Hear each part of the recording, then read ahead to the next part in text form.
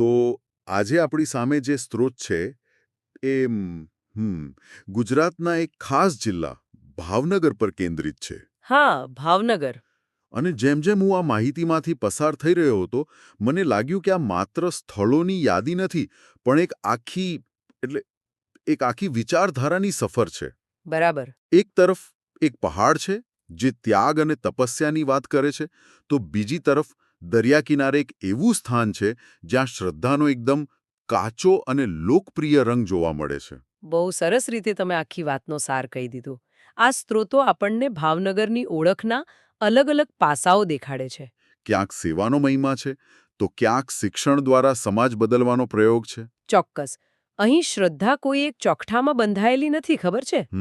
તે પર્વતની શાંતિમાં પણ છે અને દરિયાના ઘૂઘવાટમાં પણ. આ બધા સ્થળો મળીને એક પ્રદેશના આત્માનું ચિત્ર બનાવે છે. આપણે એ સમજવાનો પ્રયત્ન કરીશું કે આ સ્થળો આજે પણ આટલા જીવંત કેમ છે. તો ચાલો એ સફરની શરૂઆત સૌથી ઊંચા શિખરથી કરીએ, પાલીતાણાનું શેત્રુંજય પર્વત. શેત્રુંજય. આ નામ સાંભળતા જ મનમાં એક ભવ્ય ચિત્ર ઊભું થાય છે. સ્ત્રોત કહે છે કે તેનું નામ જ છે વિજયનું સ્થાન. વિજયનું સ્થાન. હું તો એના આંકડા જોઈને જ દંગ રહી ગયો.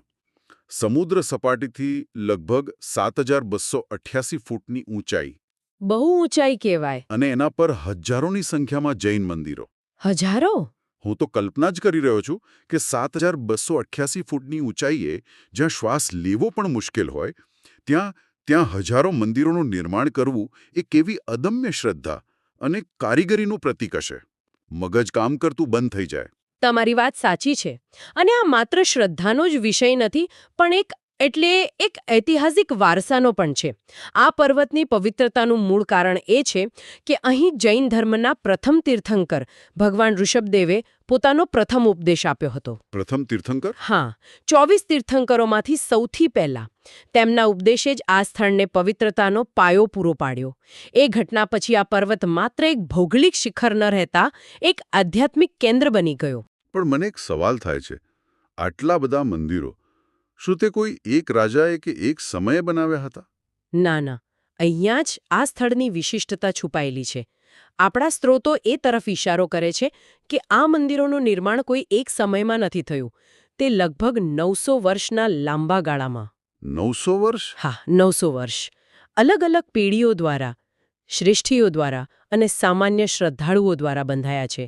આ કોઈ એક રાજાએ બનાવેલું સ્મારક નથી, પણ પેઢી દર પેઢી ચાલતી આવેલી શ્રદ્ધાનું જીવંત પ્રતીક છે. એટલે જ એને જીવંત વારસો કહી શકાય. બિલકુલ. અને રસપ્રદ વાત એ છે કે તેની પવિત્રતા માત્ર ઋષભદેવજી પૂરતી સીમિત નથી. એમના પૌત્ર પુંડરીકા સ્વામીએ પણ અહીં જ મોક્ષ પ્રાપ્ત કર્યો હતો. ઓહ, એમના પૌત્રે પણ? હા. આનાથી એ સંદેશ મળે છે કે આ પર્વત માત્ર તીર્થંકરો માટે જ નહીં, પણ સામાન્ય સાધકો માટે પણ મોક્ષ પ્રાપ્તિનું દ્વાર છે. વાહ! શેત્રુંજયની આ આધ્યાત્મિક ઊંચાઈઓ પરથી ઉતરીને ચાલો હવે ભાવનગરના એ જ દરિયા કિનારે જઈએ. અહીં શ્રદ્ધાનું સ્વરૂપ તદ્દન અલગ છે. જે પર્વતની શાંતિ કરતાં દરિયાના તોફાનો સાથે વધુ જોડાયેલું છે. હું વાત કરી રહ્યો છું ઊંચા કોટડા ગામની. ચામુંડા માતાજીનું મંદિર. હા, જ્યાં ચામુંડા માતાજીનું મંદિર દરિયા કિનારાની ભેખડો પર આવેલું છે. આ દ્રશ્ય જ કેટલું નાટકીય હશે. બિલકુલ. આ સ્થળ લોકશ્રદ્ધાનું ઉત્તમ ઉદાહરણ છે.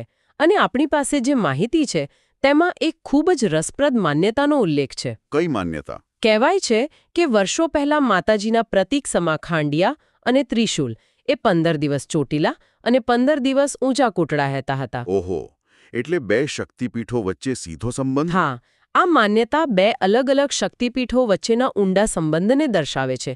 તે બતાવે છે કે લોકો માટે આસ્થા કેવી રીતે ભૌગોલિક સીમાઓથી પર હોય છે. અને આ સ્થળ સાથે જોડાયેલી કાળિયા ભીલની વાર્તા તો એથી પણ વધુ રસપ્રદ છે. હા, એ તો ખરી જ. તે દરિયામાં વહાણ લૂંટતો હતો, પણ લૂંટ કરવા જતા પહેલા માતાજીની રજા લેવા જતો હતો.